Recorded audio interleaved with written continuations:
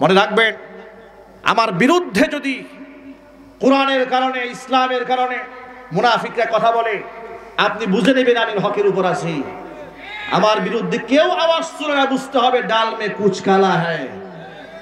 এজন্য সমালোচনার পাত্র হতে হবে সুন্নত তরিকায়।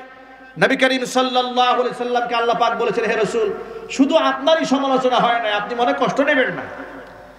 আল্লাহ রাব্বুল আলামিন বলেন, ঐতিহ্যবাহী গাজীপুর জেলার গাজীপুর সদর আমতলী যুব সমাজের উদ্যোগে মৃত ব্যক্তিদের স্মরণে আয়োজিত ষষ্ঠ বার্ষিক 3 দিনব্যাপী তাফসীরুল কোরআন মাহফিলের আজকের এই দ্বিতীয় দিবসের যুবক ভাইদেরকে বলবো, যুবকেরা, আখলিস দীনাক, আপনি আপনার দিনটাকে, ঈমানটাকে আল্লাহর জন্য খালেস করে নেন। আপনি যা করছেন বিশ্বাস করেন, এটা ছোট করে দেখার কোনো কারণ নাই।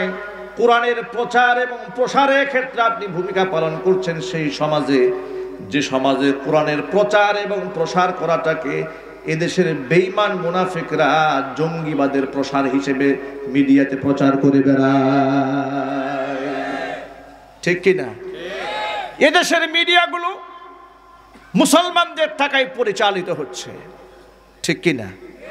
এদেশের মিডিয়াগুলো মুসলিমদের টাকায় পরিচালিত হচ্ছে।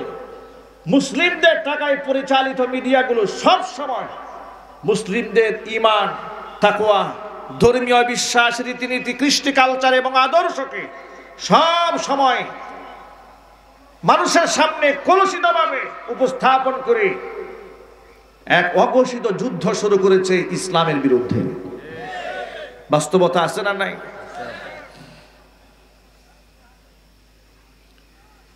এদেশের তাওহীদি মুসলমান এবং উলামায়ে কেরাম নিঃস্বার্থভাবে যেভাবে জাতির পেছনে রাখালগিরি করে বেড়াচ্ছে, এদেশে যদি আলেমদের বয়ান যদি যথাযথভাবে না হতো, তাহলে এই সমাজের মধ্যে যত বেশি দুর্নীতি বর্তমানে হচ্ছে তার চেয়ে কয়েক হাজার গুণ দুর্নীতি বেড়ে যেত। এখনো পর্যন্ত সন্তান বাবাকে শ্রদ্ধা করে, সম্মান করে, তো আলেমের বয়ানের কারণেই করছে। এখনো পর্যন্ত পিতামাতা যতটুকু শ্রদ্ধা পায়, সম্মান পায়, আলেমদের বয়ানের কারণে হচ্ছে। তার কারণ হলো যেই শিক্ষা ব্যবস্থায় মানুষের মেরুদণ্ড গড়ে ওঠে, একটা জাতির ভিত্তি স্থাপিত হয়ে যায়, যে শিক্ষা ব্যবস্থার মধ্য দিয়ে, দুঃখজনক হলেও সত্য কথা, ওই শিক্ষা ব্যবস্থার ভেতরে মুসলমানদের দেশে 12 বছর লেখাপড়া করার পরে, যদিও ধর্মীয় সাবজেক্ট আছে, কিন্তু 12 বছর লেখাপড়া করে সূরা ফাতিহাও বলতে জানে না। শরম হওয়া উচিত, লজ্জা হওয়া উচিত। তোমাকে কে বলেছে এসএসসি পর্যন্ত ধর্ম রাখতে? তুমি কি ধর্ম রেখেছো ধর্মীয় সাবজেক্ট? এছাড়া তো আলিফ বাতাসা বলতে জানে না। এর মানেটা কি? একটা ছেলে যদি দেখে ইংরেজি না জানে, পরীক্ষায় সে ফেল হয়ে যায়, যদি ইংরেজি ভালো লিখতে না জানে তাকে পাস করানো হয় না, অঙ্ক না জানলে তাকেও ফেল করে দেওয়া হয়। একটা মাত্র অবহেলিত সাবজেক্টটার নাম হচ্ছে ধর্ম, না জানলেও 90-এর উপরে মার্কস পাওয়া যায়, ঠিক কি না?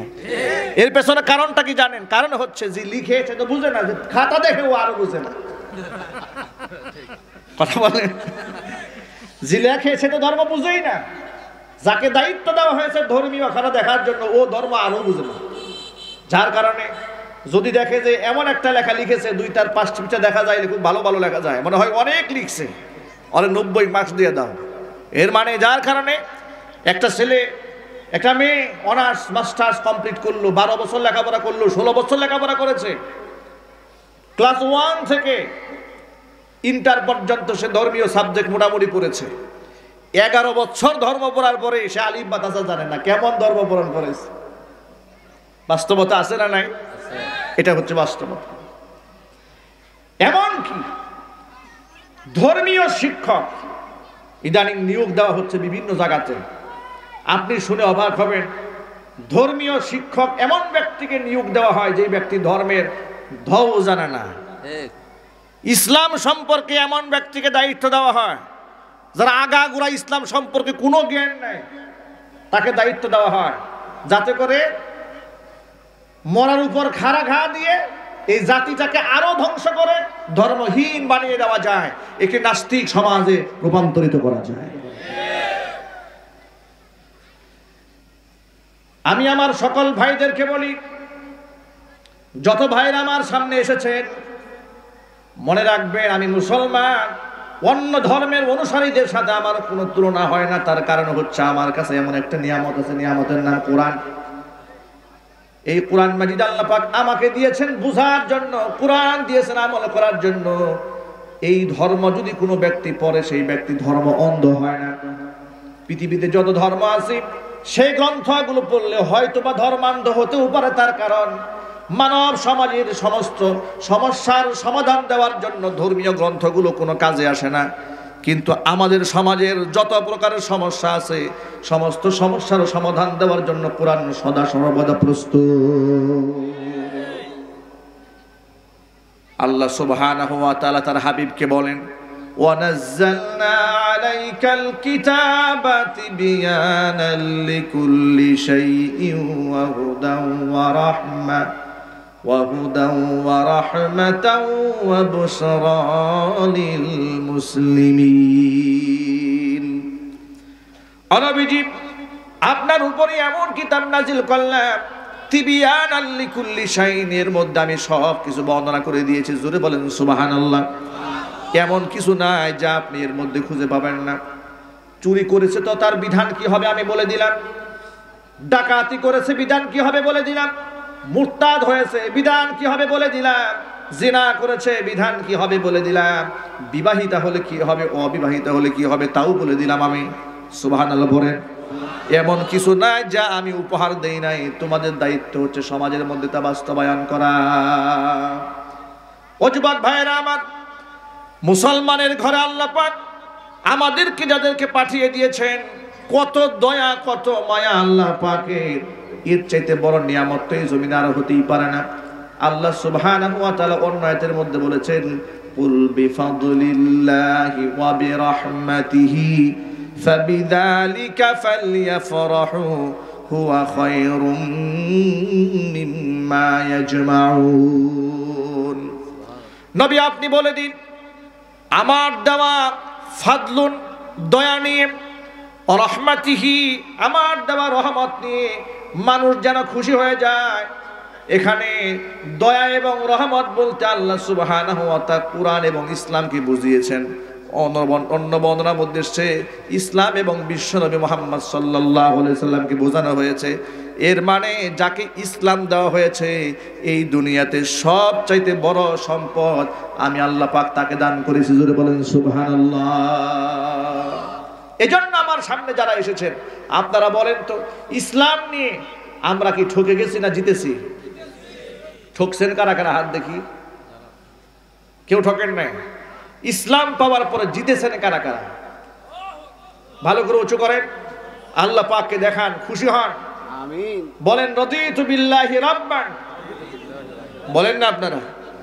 রাদিতু বিল্লাহি রাব্বান ওয়া বিল ইসলামি দীনান ওয়া বি মুহাম্মাদিন নাবিয়্যান সাল্লাল্লাহু আলাইহি ওয়াসাল্লাম। হাত নামান।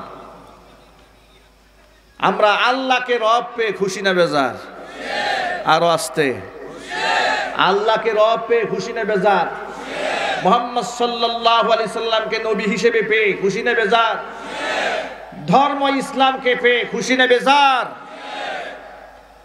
যুবকেরা আমার, এই সমাজের ভেতরে দু ধরনের গতিবিধি চক্রান্ত তাম বিশ্বব্যাপী যুগ যুগ ধরে চলেছে, বর্তমানে চলছে, ভবিষ্যতেও চলবে। এগুলোর মধ্যে আমাকে আপনাকে বেঁচে থাকতে হবে। লক্ষ্য করেন, একদিক থেকে ১৫০০ বছর আগে আল্লাহ নবী এবং সাহাবায়ে কেরাম ঈমান ও ইসলামের দাওয়াত দিয়েছেন। অন্য দিক থেকে ইসলামের শত্রু যারা ছিল এটাকে দমানোর চেষ্টা করেছেন। ঠিক কি না? কি বলে চেষ্টা করেছেন লক্ষ্য করেন। যার উপর কোরআন নাজিল হয়েছে তাকে ডেকে তারা বলেছে, ওয়াকালু ইয়া আইয়ুহাল্লাযী নুজ্জিলা আলাইহিদ যিকরু ইন্নাকা লামাজনুন। যার উপর কোরআন নাযিল হয়েছে এলাকার লোকেরা বলেছে তুমি একটা পাগল, তুমি একটা পাগল। পাগল পাগল বলে যার উপর কোরআন নাযিল হয়েছে তাকে উপহাস করেছে। আচ্ছা আপনারা বলেন, রাসূল সাল্লাল্লাহু আলাইহি সাল্লাম কোরআনের ধারক, কোরআনের বাহক, আল্লাহর নবী, আল্লাহর দুষ্ট, পৃথিবীর শ্রেষ্ঠ মানুষ, শ্রেষ্ঠ নবী, জান্নাতের সর্বপ্রথম দাবিদার, বেহেশতে সর্বপ্রথম যার কদম ঢুকবে, চিল্লাবেন আল্লাহু আকবার। এমন একজন ব্যক্তি কোরআনের ধারক বাহক হওয়ার পরে তৎকালীন যুগের লোকেরা তাকে যদি পাগল বলে, তাহলে বর্তমান সমাজের আবু জেহেলের নাতিপুতিরা আমাদেরকে কি বলবে? কথা বলেন। মুহাম্মদ সাল্লাল্লাহু আলাইহি সাল্লামকে যদি পাগল বলতে পারে, আল্লাহর নবীর ইন্তেকালের পরে যুগ যুগ অতিবাহিত হয়েছে, রাসূল পাক সাল্লাল্লাহু আলাইহি সাল্লামের রেখে যাওয়া ইসলাম আজও আছে না নাই? এই কোরআনের ধারক বাহক আছে না নাই? আল্লাহর নবী সাল্লাল্লাহু আলাইহি সাল্লাম বলেন, ইয়াহমিলু হাদাল ইলমা মিন কুল্লি খলাফিন। প্রত্যেকটা যুগে যুগে এই ইলমটা ধারক এবং বাহক যারা হবে, তারা হবে তৎকালীন যুগের সবচেয়ে ইনসাফগার ব্যক্তিরা।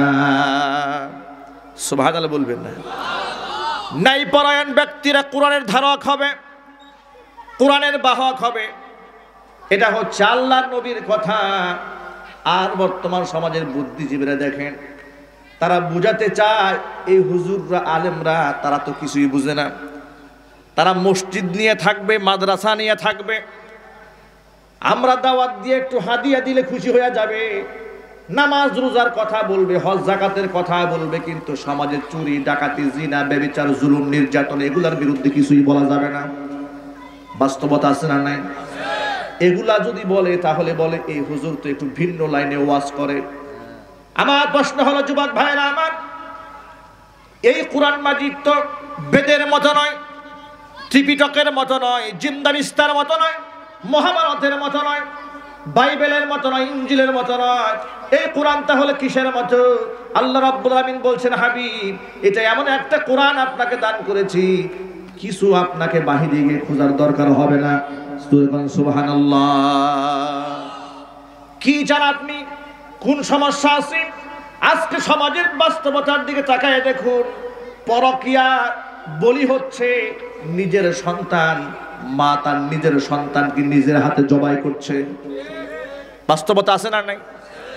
পরকীয়া হচ্ছে, সংসারগুলো ভেঙে যাচ্ছে, সমাজের মধ্যে জিনা ব্যভিচার বর্পা হয়ে যাচ্ছে, হারামজাদা জন্ম নিচ্ছে, অবৈধ সন্তান জন্ম নিচ্ছে, এমনকি পাগলি পর্যন্ত এই সমস্ত লম্পটদের হাতছানি থেকে বাঁচতে পারছে না।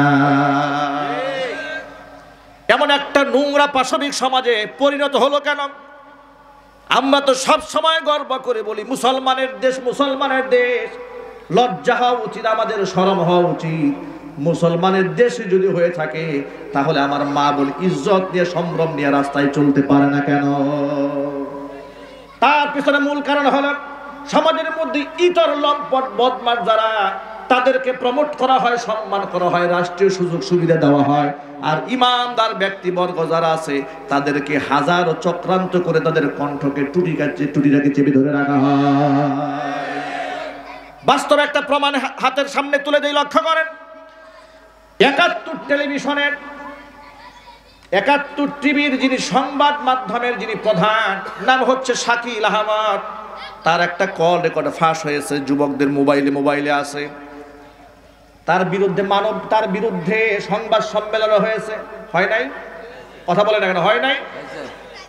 নারী সেখানে প্রমাণ দিয়েছি, ওই সাংবাদিকের সাথে তার শারীরিক সম্পর্ক হয়েছে, তাকে ব্যবহার করেছে, নাউযুবিল্লাহি মিন যালিক, অবৈধভাবে তার গর্ভে বাচ্চা দিয়েছে, এমনকি সেই বাচ্চাটাকে হত্যা করতে বাধ্য করেছে। সমস্ত ডকুমেন্ট তার সামনে নিয়ে মিডিয়ার সামনে প্রচার করেছে, প্রমাণ করেছে। তার বিরুদ্ধে মামলাও হয়েছে, জেলে যাওয়ার প্রয়োজন মনে করে নাই। জেলে যাওয়ার আগে হাইকোর্ট থেকে তার জামিন হয়ে যায়। কারণটা কি? পক্ষান্তরে একজন আলেম নিজের স্ত্রী নিয়ে ঘুরতে যাওয়ার অপরাধে তার বিরুদ্ধে কত সুন্দর করে সাজানো মামলা করা হলো। তাকে কত লাঞ্ছিত অপমানিত করা হলো। যে দেশে হকপন্থী আলেমরা নির্যাতিত হয় আর লম্পটরা সম্মান পায়, সেই দেশে জিনা বদমাশি তো বেড়েই যাবে। এজন্য যুবক ভাইদেরকে বলছে, যুবক ভাইয়েরা আমার, লম্পটরা যেখানে সম্মান পায় এটা কোনোদিন সুন্দর সমাজ হতে পারে না। আলেম যদি সম্মান পায় সমাজ হবে সুন্দর সমাজ। জোরে বলতে হবে, ঠিক কিনা? আজকে আপনার এক বাক্যে বলেন, এদেশে আলেমদের সম্মান কি রাষ্ট্রীয়ভাবে দেওয়া হচ্ছে? আর চিল্লাই বলতে হবে। ওই সমস্ত আলেম নামক জালেমরা কিছু সুযোগ সুবিধা ভোগ করছে। পদলেহন যারা করতে পারে, পা চাটতে পারে, ইসলামটাকে বিকৃতভাবে উপস্থাপন করতে পারে, তাদের কোনো অসুবিধা নাই। কিন্তু ইসলামটাকে সঠিকভাবে যারা উপস্থাপন করে তাদের বিপদের কোনো শেষ নাই। কিন্তু আমি ওই সমস্ত আলেমদেরকে সহ তাদের ভক্তকুল যারা আছেন তাদেরকে আমি আশার বাণী শোনাতে চাই, অধৈর্য হওয়ার কোনো কারণ নাই, কষ্ট পাওয়ার কোনো কারণ নাই। আল্লাহর নবী সাল্লাল্লাহু আলাইহি সাল্লাম এই পৃথিবীতে সবচাইতে বেশি কষ্ট পেয়েছেন দ্বীনের প্রচার করতে গিয়ে। আল্লাহর হাবিব সাল্লাল্লাহু আলাইহি সাল্লাম বলেন, আশাদুল বালাই আল আম্বিয়া সুম্মাল আমসাল ফাল আমসাল। এই পৃথিবীতে সবচাইতে বেশি কষ্টের সম্মুখীন হয়েছেন নবীগণ। এর আমলের সাথে যার আমল যত মিশে যাবে তত বেশি কষ্টের সম্মুখীন তাকে হতে হবে।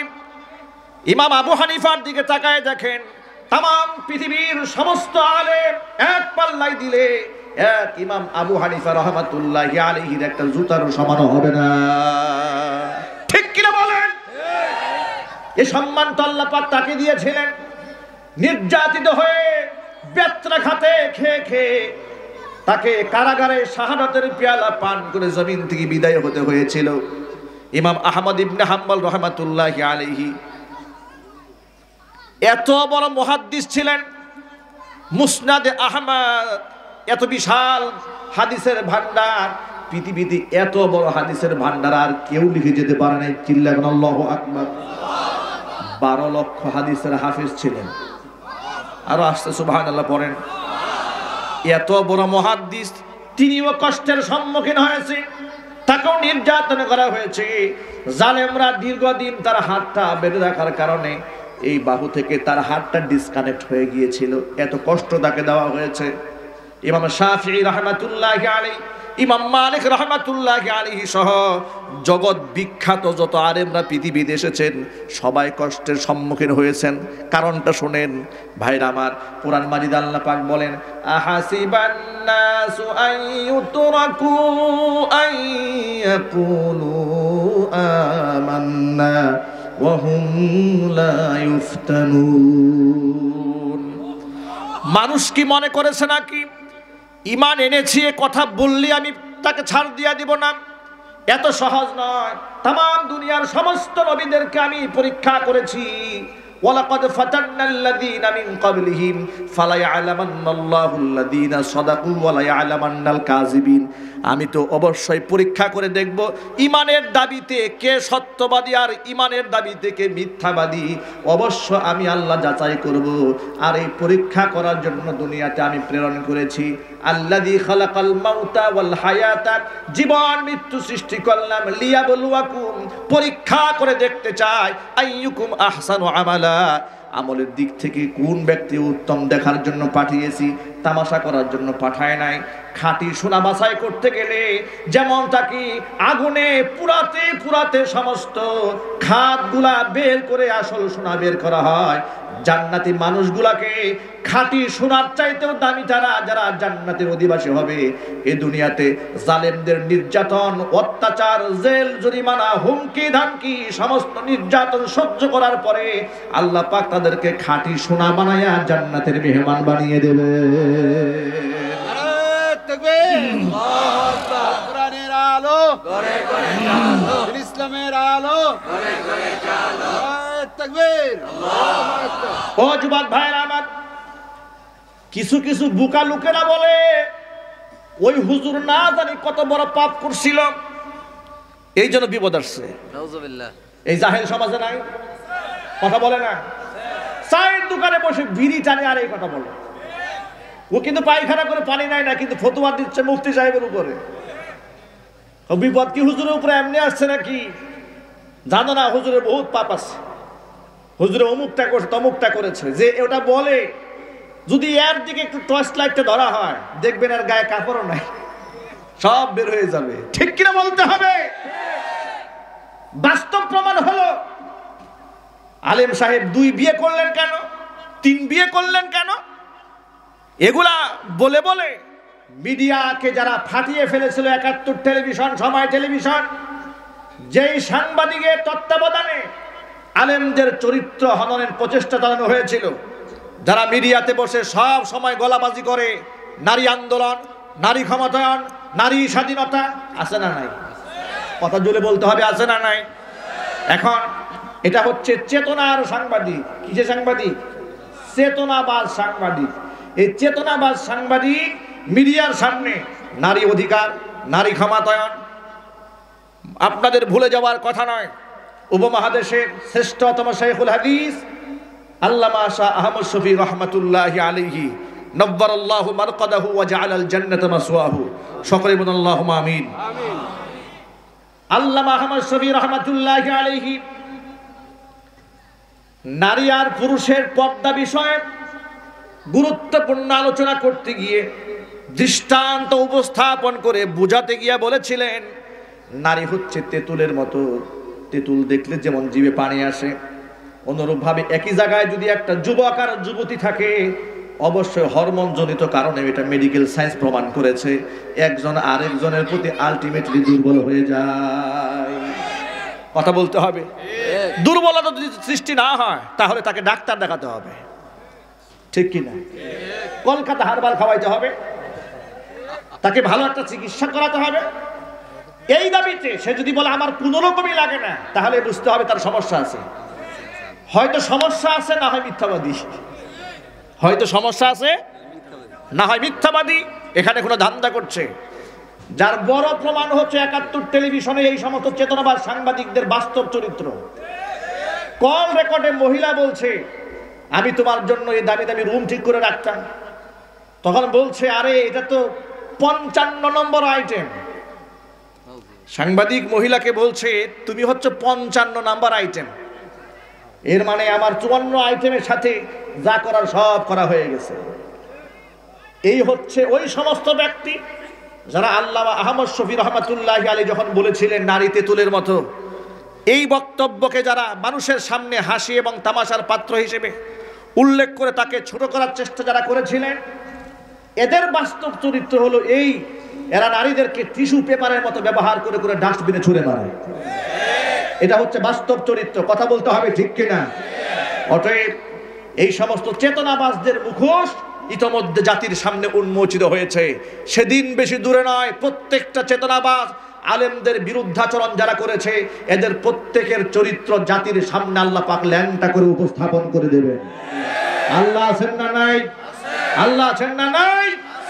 এই জন্য কষ্টের সময় আর আনন্দের সময়, দুঃখে এবং সুখে সর্বদা কোরআনের সাথে, আলেমদের সাথে, হকের সাথে থাকতে প্রস্তুত করা দুহাত দেখতে চায়।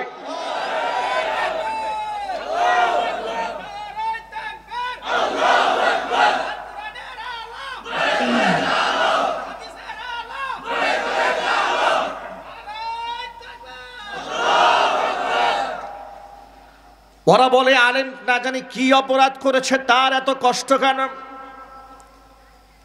কি এমন অপরাধ করেছে, তার এমন সাজা কেন? তাদেরকে আমি হাদিস শুনিয়ে দিতে চাই। বিশ্বনবী মুহাম্মদ রাসূলুল্লাহ সাল্লাল্লাহু আলাইহি সাল্লাম বলেছেন, হুফফাতিল জান্নাতু বিল মাকারিহ, জান্নাতটাকে ঢেকে রাখা হয়েছে কষ্টের চাদর দিয়ে। সহজে বিরিয়ানি খায়া খায়া বেহেশতে যাওয়া যাবে না। আমাদের দেশের দেখবেন পীর সাহেব কেমন পীর, মুরিদ যখন সবরি কলা দেয় খুব মজা লাগে, যখন একদম দেশি মুরগি এনে হাদিয়া দেয় আরো মজা লাগে, 10,000 টাকার বান্ডিল মুসাফায় দিয়ে দেয় আরো মজা লাগে, সুন্দর কাপড় এনে দেয় আরো মজা লাগে। আর যদি পীর সাহেবের সামনে বউ এনে হাতে ধরায় মুরিদ বানায় দেওয়া যায়, মজার তো কোনো শেষই নাই, ঠিক কিনা? মজার কোনো শেষ থাকবে না। ভাইরা আমার, এরা আবার নামের সে শুরুতে দেখবেন ডিজিগনেশন কত প্রকার এবং কি কি উপাধি কাকে বলে। একবার ঢাকাতে আমি এক পীর সাহেব বাংলাদেশের খ্যাতনামা, ওনার এই একটা পোস্টারে নাম পড়তেছিলাম, আমি মনে করেছিলাম পুরা পোস্টারে মনে হয় 40-50 জনের নাম আছে। প্রায় 40 সেকেন্ড তিলাওয়াত করার পরে ওই পৃষ্ঠাটা 40 সেকেন্ড পাঠ করার পরে মনে হলো যে না, এটা একজনেরই নামই চলতেছে, এখনো শেষ হয় নাই। লম্বা ফিরিস্তি, কত যে ডিজিগনেশন। সর্বশেষ আশিক রাসূল, কুদরতে খুদা, মাহবুবে রব্বানি, কুতুবে সুবহান, হ্যাঁ সুবহানি, অলিকুল শিরোমণি, আরো অসংখ্য উপাধিতে ভরা এমন অলিকুল শিরোমণি তিনি। সব মজা লাগে, চোখের সামনে নবী করিম সাল্লাল্লাহু আলাইহি সাল্লামের আদর্শ নিয়ে কটাক্ষ করা হয়, তার মুখ থেকে একটা প্রতিবাদের আওয়াজ বের হয় না। কোরআনের বিরুদ্ধে অসংখ্য বক্তব্য দেওয়া হয়, তিনি একটা স্টেটমেন্ট দিতে সাহস পান না। ইসলামের বিরুদ্ধে ধর্ম নিয়ে কত কথা হয়, উনি এমন অবস্থায় থাকেন মনে হয় উনি বাংলাদেশের পীর না, উনি বেহেশত থেকে পালায় আসেন এই মাত্র, ঠিক কি না? চোখের সামনে এত কিছু হয়, অথচ আবু বকর সিদ্দিক রাদিয়াল্লাহু তাআলা আনহু কি বলেছেন রাসূলের ইন্তেকালের পরে? আবু বকরের মতো ঠান্ডা মেজাজের সাহাবী পৃথিবীতে আর ছিল না। ধৈর্য সহিষ্ণুতার দিক থেকে আল্লাহর নবী সাল্লাল্লাহু আলাইহি সাল্লামের কাছে থেকে ধৈর্য এবং সহিষ্ণুতার পূর্ণ গুণ আবু বকর সিদ্দিক রাদিয়াল্লাহু তাআলা আনহু আত্মস্থ করেছিলেন নিজের ভেতরে। এতটা সহনশীল, এতটা ধৈর্যশীল ছিলেন হযরতে আবু বকর। কখনো কোনো ব্যাপারে হার্ড সিদ্ধান্ত তিনি গ্রহণ করতেন না। বদর যুদ্ধ হয়ে যাওয়ার পর আল্লাহ সুবহানাহু ওয়া তাআলা যখন মুসলমানদের বিজয় দান করলেন, 70 জন কাফের গ্রেফতার হয়ে মদিনায় আসলো। রশি দিয়া বেঁধে সাহাবীদের সামনে, রাসূলের সামনে রাখা হয়েছে। এবার আল্লাহর নবী সাহাবীদের কিনে পরামর্শে বসলেন, যারা বন্দী হয়েছে এদের সাথে কি আচরণ করা যায়। অধিকাংশ সাহাবী এক একজন এক এক রকম রায় দিলেন। আল্লাহর নবী সাল্লাল্লাহু আলাইহি সাল্লাম উমরকে জিজ্ঞেস করলেন, ওয়ামা রাইয়ুকা ইয়া উমর, ও উমর তোমার রায় কি, এই বন্দীদের সাথে কি আচরণ করা যায়?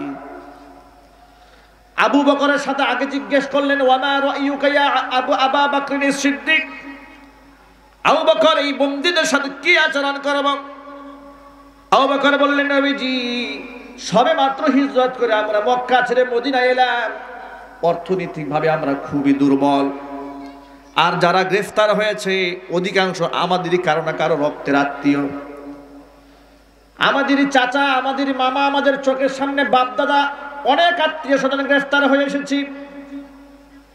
এদেরকে যদি এখন হত্যা করা হয় তাহলে এদেরকে তো আর নতুন করে দাওয়াত দেওয়ার সুযোগ থাকলো না। এদেরকে হত্যা না করে যদি মুক্তিপণ নেওয়া হয়, দুইটা লাভ। এক নাম্বার লাভ হচ্ছে আমরা অর্থনৈতিকভাবে একটু মজবুত হলাম মদিনাতে। 2 নাম্বার হচ্ছে এদের জন্য ভবিষ্যতে কালিমার দরজা খোলা থাকলো। অধিকাংশ সাহাবী এই রায়টা দিয়েছেন, এই মতামতটা ব্যক্ত করেছেন অধিকাংশ সাহাবী। হাদিসটা মুসলিম শরীফে এসেছে। সর্বশেষ রাসূল উমরকে জিজ্ঞেস করলেন, কোন একটা ব্যাপারে সিদ্ধান্ত নেওয়ার সময় উমরের রায় নবী আগে জিজ্ঞেস করতেন না। সুবহানাল্লাহ বলেন। হযরত উমরের রায় তিনি আগে জিজ্ঞেস করতেন না। হযরত উমর ছিলেন জালালি তবিয়তের মানুষ, আর তিনি একটা কথা বলে ফেললে এমনও হতে পারে আশেপাশে পরে সাহাবীরা ভয়ে কথাই বলবে না, কারণ আল্লাহ পাক তাকে এমন একটা রূপ দিয়েছিলেন। হুজুর বলেন, যে রাস্তায় শয়তান হাঁটে, যে রাস্তায় উমর হাঁটে, সে রাস্তায় শয়তানও হাঁটে না। তাহলে এই রূপটা আল্লাহ পাক হযরত উমরকে দিয়েছিলেন। সর্বশেষ নবীজি উমরকে জিজ্ঞেস করলেন, ওয়ামা রাইয়ুকা ইয়া উমর, ও উমর তোমার মতামত কি এই ব্যাপারে? উমর রাদিয়াল্লাহু তাআলা আনহু বলছেন, ওয়াল্লাহি ইয়া রাসূলুল্লাহ মা আরা মা রাআ আবু বকর সিদ্দিক, আমি আল্লাহর নামের কসম করে বলছি, আবু বকর যে রায় দিয়েছে, আবু বকর যে মতামত ব্যক্ত করেছে, আমি আল্লাহর কসম করে বললাম তার সাথে আমি একমত হতে পারলাম না। সবাই বলেছে মুক্তিপণ নিয়ে নেন, টাকা পয়সা নিয়ে নেন, মুক্তিপণ নিয়ে বিদায় দিয়ে দেন। আমি বলবো আমরা ছিলাম মাত্র 313 জন নিরস্ত্র, ওরা ছিল 1000 সশস্ত্র।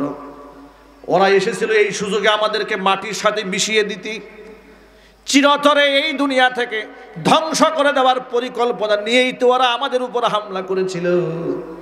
হোক না আমার বাবা, হোক না আমার দাদা, হোক না আমার ভাই, হোক না আমার আত্মীয়, যেই হোক না কেন প্রত্যেকটা সাহাবীর হাতে তলোয়ার উঠায় দেন। প্রত্যেকে আপন আপন রক্তীয় আত্মীয় যার সামনে দেখা পড়বে নিজের হাতে নিজের আত্মীয়ের কল্লা উড়াইয়া দেবে। আমার হাতে আগে তলোয়ার উঠায় দেন, আমার রক্তের আত্মীয় যারা এখানে গ্রেফতার হয়ে এসেছে তার কল্লা উড়াবার দায়িত্ব আমার। আবু বকরের হাতে তলোয়ার উঠায় দেন, আবু বকরের রক্তের আত্মীয় যারা এসেছি এদের কল্লা উড়ায় দেওয়ার দায়িত্ব আবু বকরের। উসমানের হাতে তলোয়ার উঠায় দেন। ভাইরা আমার, এই রায় দিলেন হযরত উমর রাদিয়াল্লাহু তাআলা আনহু। আপনারা বলেন রায়টা সহজ না কঠিন? এই কাজটা কি সহজ না কঠিন? কি স্বাভাবিক কঠিন না অনেক কঠিন? অনেক কঠিন। যত বড় দেখেন, এটা বোঝাবার জন্য বলি, গাজীপুর কোনাবাড়িতে মসজিদের এক ইমাম সাহেব নিয়ে বিতর্ক সৃষ্টি হলো। ইমাম সাহেবকে রাখা যাবে না কেন? ইমাম সাহেব মসজিদে মিলাদ শরীফ পড়েন নাই। অভিযোগ পেশ করলো কে? সমাজের সবচেয়ে নিকৃষ্ট বেদাতি বেনামাজি।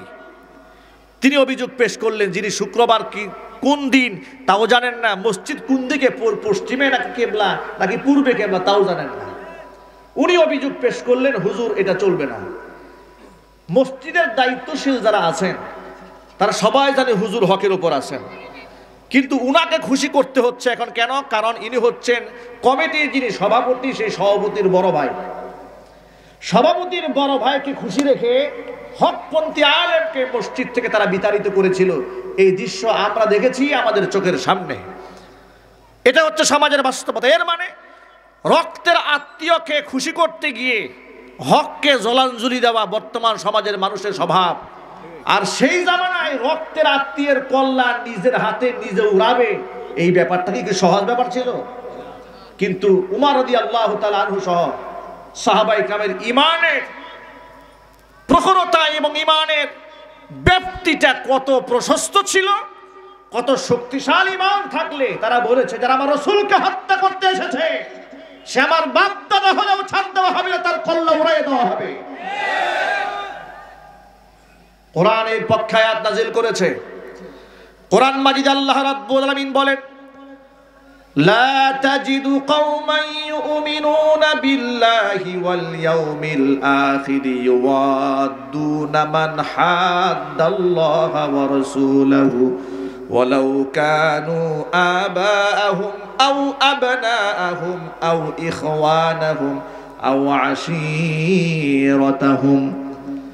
আল্লাহ পাক বলেন, নবীজি আমি আল্লাহর উপরে আমার রাসূলের উপর যারা ঈমান এনেছি এমন ব্যক্তিদেরকে কখনোই আপনি দেখবেন না আমি আল্লাহর বিরোধিতা যারা করে, আমার রাসূলের বিরোধিতা যারা করে তাদেরকে আপন করে বন্ধু বানায়, তাদেরকে মোহাব্বত করে, এমন দৃশ্য আপনি দেখতে পাবেন না। যদিও তারা হয় তাদের ভাই হোক না কেন, বাবা হোক না কেন, সন্তান হোক না কেন, নিকটতম আত্মীয় যদি হয়, কিন্তু আমাকে মোহাব্বত করে না, আমার দুশ্মনী করে, আমার নবীজির দুশ্মনী করে, শুধুমাত্র এই জন্য তাদেরকে ভালোবাসে না। জোরে কোন সুবহানাল্লাহ।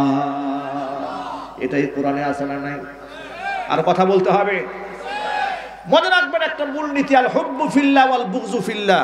কোন ব্যক্তিকে যদি ভালোবাসেন আল্লাহর জন্য ভালোবাসতে হবে, কাউকে যদি ঘৃণা করেন আল্লাহর জন্যই করতে হবে। পারবেন এটা? এই সাহস আছে মনে? কার কার সাহস আছে হাত দেখতে চাই। কাউকে ভালোবাসবেন তো আল্লাহর জন্য ভালোবাসবেন। কার প্রতি যদি ঘৃণা এবং ক্ষোভের সৃষ্টি হয় সেটা হবে কার জন্য? আল্লাহ পাকের জন্য। হাত নামান।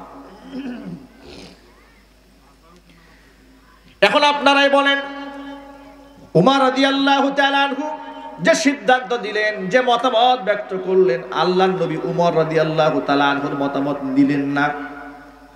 কারণ নবী তো রহমতের নবী, মায়ার নবী, দয়ার নবী।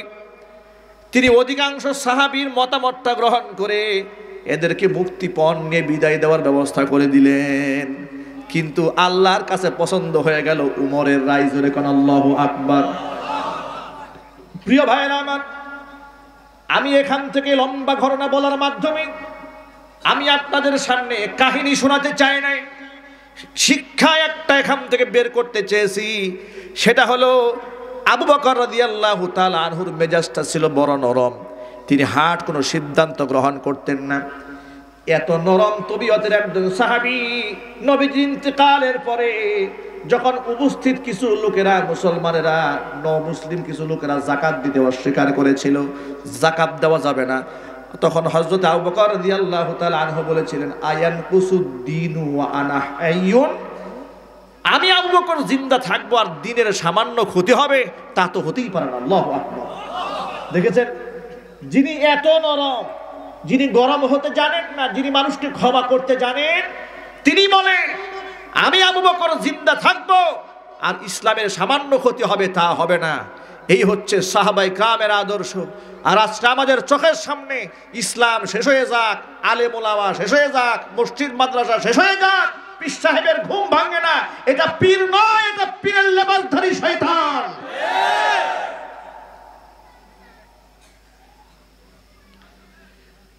এজন্য সকল ভাইদেরকে বলি, ভাইরা আমার, লোকেরা বলে হুজুর যে কি অন্যায় করলেন, কি অপরাধ করেছে যার কারণে পাপের সাজা পাচ্ছে, খবরদার এমন কথা বলবেন না। আপনারা বলেন আমার নবীজি জীবনে কোনো গুনাহ করেছিলেন? জবাবটা যেভাবে দিলেন মনে হয় আপনাদের সন্দেহ আছে। তাহলে একটু ভালো করে জবাব দিয়ে বলেন, রাসূলের গায়ে কোনো গুনাহ আছে? সগীরা গুনাহ, কবিরা গুনাহ, জাহিরি গুনাহ, বাতিনি গুনাহ, ইচ্ছায় গুনাহ, অনিচ্ছায় গুনাহ, রাতের আধারে, দিনের আলোতে, প্রকাশ্যে কিংবা গোপনে কোনো গুনাহ ছিল? এমন একজন মাসুম নবী তায়েফের ময়দানে গেলেন দাওয়াত দেওয়ার জন্য। তায়েফের লোকেরা পাগল বলে দূর দূর করে শুধু তাড়িয়ে দিয়ে ক্ষান্ত হয় নাই, প্রস্তরাঘাতে, পাথরের টুকরা দিয়া ঢিল মেরে মেরে রহমতের নবীর দেহটাকে ক্ষত বিক্ষত করে দিয়েছিল। গা থেকে এই পরিমাণ রক্ত ঝরেছিল যে পায়ের জুতাটা, স্যান্ডেলটা পায়ের সাথে আটসাট হয়ে লেগে গিয়েছিল। তিনটা জায়গায় বেহুশ হয়ে পড়েছিলেন রহমতের নবী। জিবরাইল আলাইহিস সালাতুস সালাম প্রস্তাব করেছেন, ইয়া রাসূলুল্লাহ, আপনি আমাকে পারমিশন দেন। আল্লাহ পাক আমাকে 600 নূরের ডানা দিয়েছেন। এক একটা ডানা এত বড়, দুটা ডানা মিলে যদি আমি গোটা পৃথিবীর দিকে আমি আচ্ছন্ন করে দেই, আমার দুইটা ডানার নিচে গোটা দুনিয়া আচ্ছাদিত হয়ে যায়। এমন একটা দুটি পাখা নয়, এমন আল্লাহ পাক আমাকে 600 নূরের ডানা দান করেছেন। যে তায়েফের লোকেরা আপনার সাথে এমন নাফরমানি করেছে, আপনার দেহ থেকে রক্ত ঝরিয়েছে, আপনি আমাকে পারমিশন দেন, দুপাশ থেকে চাপ দিয়ে এদেরকে চিরতরে ধ্বংস করে দিই। নবীজি জিবরাইল আলাইহিস সালাতুস সালামকে সবার করতে বললেন, জিবরিল দাঁড়াও, এদেরকে যদি এই মুহূর্তে প্রস্তরাঘাত, পাথরে চাপা দিয়ে ধ্বংস করে দাও, তাহলে পরবর্তীতে আমি কাদের কানে পৌঁছায় দেব কালিমার এই বাণী, লা ইলাহা ইল্লাল্লাহু মুহাম্মাদুর রাসূলুল্লাহ সাল্লাল্লাহু আলাইহি ওয়াসাল্লাম। নবীজি বললেন, শোনো, এমন একটা সময় আসবে এই তায়েফের লোকেরা আমার নাম বলে বলে কান্নায় ভেঙে পড়বে। বাস্তবতা তাই হয়েছে। মক্কার বিজয় হয়েছে, তায়েফবাসীরা সারা জিন্দেগি ভর হুজুরের জন্য চোখের পানি ছেড়ে ছেড়ে কেঁদেছেন। ভাইরা আমার, তাহলে আমি যে এই ঘটনা দিয়ে যেটা বুঝাতে চাইলাম সেটা হলো, শুধুমাত্র পাপের কারণে মানুষ পরীক্ষার সম্মুখীন হয় না, বরং মর্যাদা উপরে উঠায় দেওয়ার জন্য আল্লাহ সুবহানাহু ওয়া তাআলা মানুষকে পরীক্ষার সম্মুখীন করেন। উহুদের ময়দানে বিশ্বনবী মুহাম্মদ সাল্লাল্লাহু আলাইহি সাল্লামের মাথার মধ্যে কাফেরদের তলোয়ারের আঘাত লাগা হয়েছে। আল্লাহ যদি চাইতেন ওই তলোয়ার তো রাসূলের মাথায় নাও লাগতে পারত, ঠিক কি না? আচ্ছা আপনারাই বলেন, যার শাহাদাত আঙ্গুলি ইশারায় 4 টুকরা হতে পারে, তিনি কি একটা ফু দিলে কয়েক লক্ষ সৈনিক জাহান্নামে চলে যেতে পারতো না? কিন্তু রাসূল কি তা করেছেন? না, তিনি তা করেননি। মানুষের জন্য আদর্শ রেখে গিয়েছে, গোটা পৃথিবী মানুষের জন্য শিখিয়েছেন মানুষকে। দিন এত সহজে আসে নাই। এই যে আপনারা টুপি মাথায় দিয়ে বসে আছেন, ইসলামকে লালন করছেন, আপনারা কি মনে করেন এত সহজে ইসলামে পর্যন্ত এসেছে? না, এত সহজে আসে নাই। গতকালকে ময়মনসিংহ জেলার একটা অঞ্চলে আমার প্রোগ্রাম ছিল, সেখানে খুব অজপরা গা, রাস্তাঘাট খুব ভালো নয়। রাত তখন সম্ভাব্য রাত তখন 1টা বাজে। তো 1টা বাজে দেখলাম আপনারা এখানে যা এসছেন এর কয়েক গুণ মানুষ সেখানে, অসংখ্য মানুষ সেখানে। মনে মনে ভাবছিলাম যে এত অজপরা গায়ে কোরআন শোনার মানুষ আছে নাকি? এত রাতে গিয়ে দেখি হাজার হাজার মানুষ, প্যান্ডেল পুরো ভরপুর। আমি আশ্চর্যান্বিত হয়ে গেলাম। সুবহানাল্লাহ।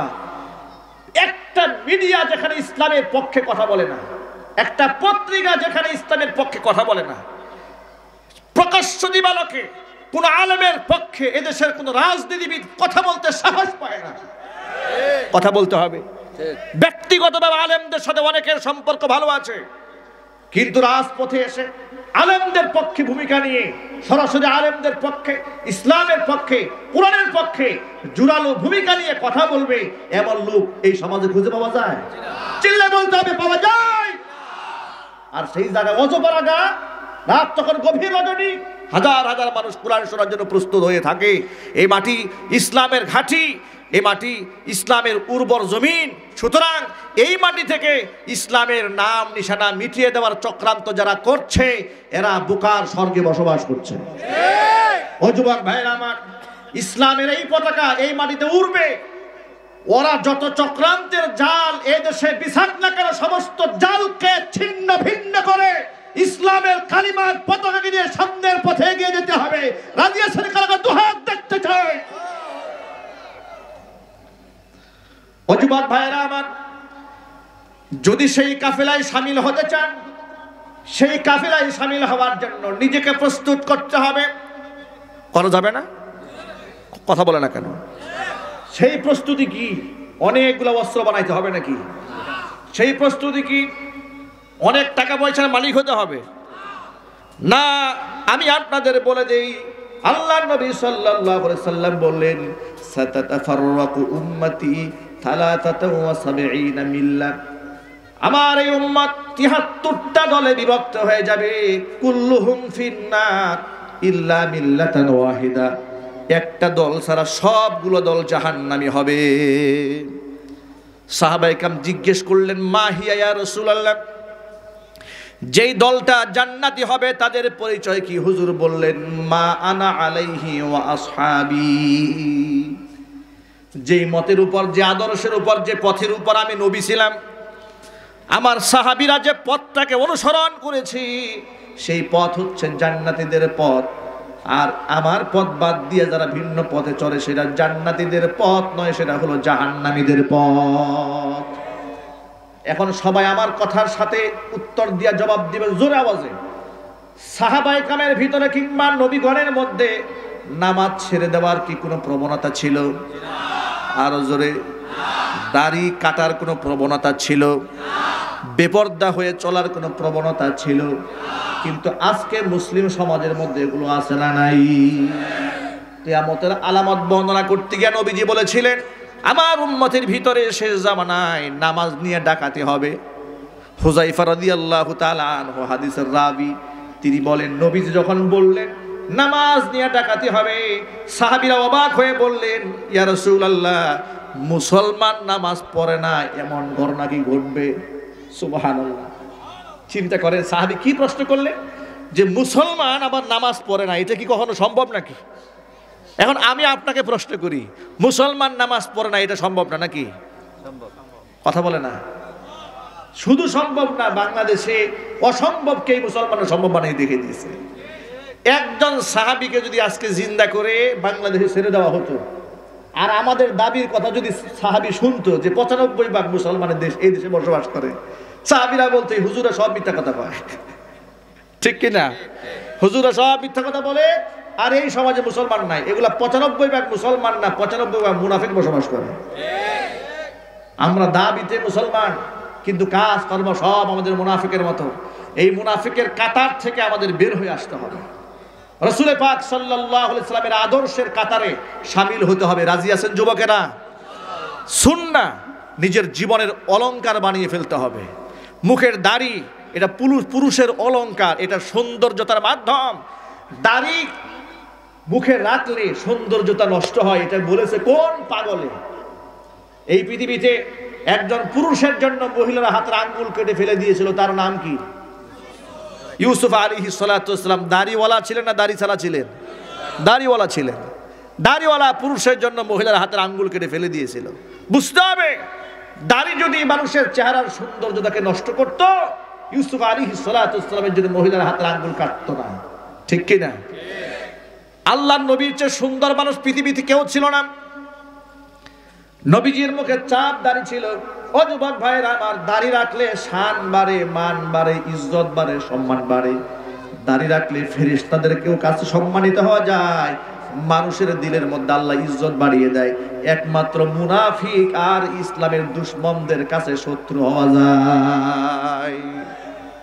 আমি যদি আল্লাহর বন্ধু হতে চাই, রাসূল পাক সাল্লাল্লাহু আলাইহি ওয়াসাল্লামের আদর্শের সৈনিক হতে চাই, কিছু লোক তো আমার বিরোধিতা করবেই, ঠিক কি না? কিছু কিছু লোক আছে যে আমার যেন কেউ সমালোচনা না করে, আছে না? কথা বলতে হবে, আছে না? বলে আমাদের হুজুর খুব ভালো, উনি 30 বছর ইমামতি করে, তার বিরুদ্ধে কথা কেউ বলে না। বুঝবেন এই ডালমে কুচ কালা হয়। কথা বলে না কেন?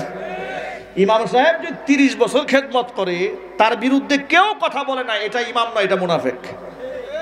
মনে রাখবেন, আমার বিরুদ্ধে যদি কোরআনের কারণে, ইসলামের কারণে মুনাফিকরা কথা বলে, আপনি বুঝে নেবেন আমি হকের উপর আছি। আমার বিরুদ্ধে কেউ আওয়াজ তুলে না, বুঝতে হবে ডাল মে কুচ কালা হ্যায়। এজন্য সমালোচনার পাত্র হতে হবে সুন্নত তরিকায়। নবী করিম সাল্লাল্লাহু আলাইহি সাল্লামকে আল্লাহ পাক বলেছেন, হে রাসূল, শুধু আপনারই সমালোচনা হয় না, আপনি মনে কষ্ট নেবেন না। আল্লাহ রাব্বুল আলামিন বলেন, ওয়ালাকাদ আরসালনা মিন ক্বাবলিকা ফি শিয়াইল আউয়ালিন ওয়ামা ইয়াতিহিম মির রাসূলিন ইল্লা কানু বিহি ইস্তাহজিউন কাযালিকা নাসলুকুহু ফি কুলুবিল মুজরিমিন।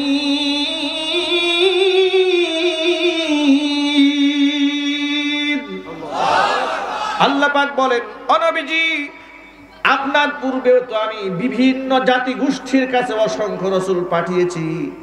ওয়ামা ইয়াতিহিম মির রাসূলিন, তাদের কাছে এমন কোন রাসূল আসে নাই, ইল্লা কানু বিহি ইস্তাহজিউন, যাকে নিয়ে তার কওমের লোকেরা ঠাট্টা বিদ্রুপ করে নাই।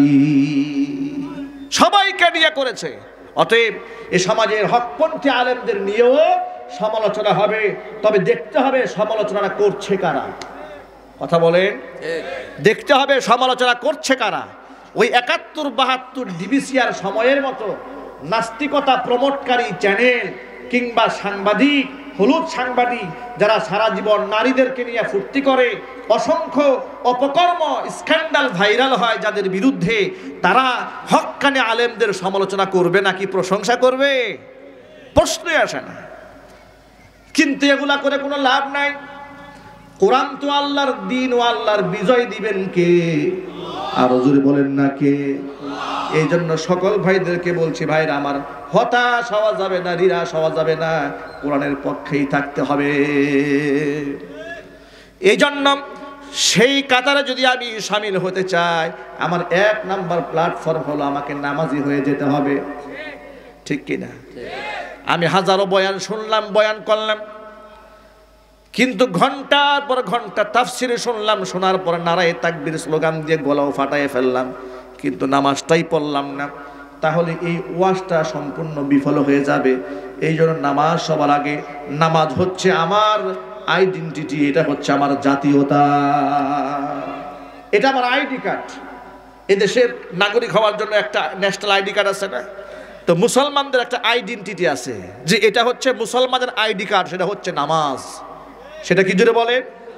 যার নামাজ নাই তার ইসলামের আইডেন্টিটি নাই, দাবি করার কোনো অধিকার নাই, দাবি করার কোনো হক নাই। নবী করিম সাল্লাল্লাহু আলাইহি সাল্লাম বলেছেন, লা সালাতা লা দীনা লিমান লা সালাতা লা, যার নামাজ নাই তার ধর্মই নাই, তার দ্বীনই নাই। এই জন্য বেনামাজিরা কি করলো না করলো সেটা না দেখে নিজেকে নামাজি সবার আগে হতে হবে। ও যুবকরা, নামাজি হতে পারবো না ইনশাআল্লাহ? আরো যদি বলতে হবে, পারবো না ইনশাআল্লাহ। এবং মা বোনদেরকেও নামাজি বানাতে হবে। কু আনফুসাকুম ওয়া আহলিকুম নারা, নিজেরা নামাজি হব, মা বোনদেরকেও নামাজি বানাবো, নিজেরাও জাহান্নামের আগুন থেকে বাঁচবো, পরিবারের সদস্যদেরকেও জাহান্নামের আগুন থেকে বাঁচাবো। আল্লাহ তুমি সেই তৌফিক আমাদের সকলকে দান করো।